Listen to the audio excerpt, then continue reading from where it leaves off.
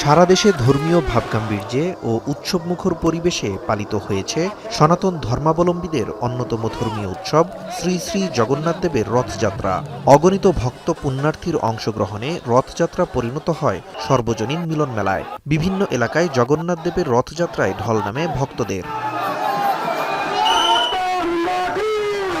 চট্টগ্রামে দুপুর থেকেই বৈরী আবহাওয়া ও বৃষ্টি উপেক্ষা করে রথযাত্রার মহাশোভাযাত্রায় সামিল হয় হাজারো ধর্মপ্রাণ ভক্ত। শ্রীকৃষ্ণ মন্দিরের উদ্যোগে বিকেলে প্রবর্তক মোড় থেকে একটি মহাশোভাযাত্রা বের হয়। অন্যদিকে নন্দনকানন ইস্কনের আয়োজনে নগরীর ডিসি হিল প্রাঙ্গণ থেকে বের হয় রথযাত্রার মহাশোভাযাত্রা। ঢোল, কাঁসর ঘণ্টা আর হরিনাম সংকীর্তনে মুখরিত হয়ে ওঠে পুরো নগরী। বিকেলে বরিশালের ব্রজমোহন কলেজ রোডের শ্রী শ্রী শঙ্কর মঠের রাধাশ্যাম সুন্দর মন্দির থেকে সবচেয়ে বড় রথযাত্রাটি বের হয়।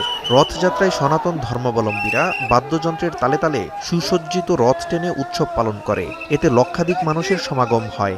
রথযাত্রাটি জেলখানার মোড় হয়ে নগরের গুরুত্বপূর্ণ সড়ক প্রদক্ষিণ করে অমৃতাঙ্গনে এসে শেষ হয়। বিকেলে সাভারের ধামরায়ে জাতীয় সংসদের চিফ হুইপ নুরুল ইসলাম মনি মঙ্গল প্রদীপ জ্বালিয়ে ও পায়রা উড়িয়ে রথযাত্রা উৎসবের আনুষ্ঠানিক উদ্বোধন করেন। বাজার রোড, যাত্রাবাড়ি, ঢুলিভিটা সহ আশপাশের এলাকায় বসেছে মেলা। এতে যোগ দেন হিন্দু মুসলিম সহ অসংখ্য মানুষ। কড়া নিরাপত্তা ব্যবস্থা নিয়েছে আইনশৃঙ্খলা বাহিনী। নাজমুস সাকিব সামি, এখন।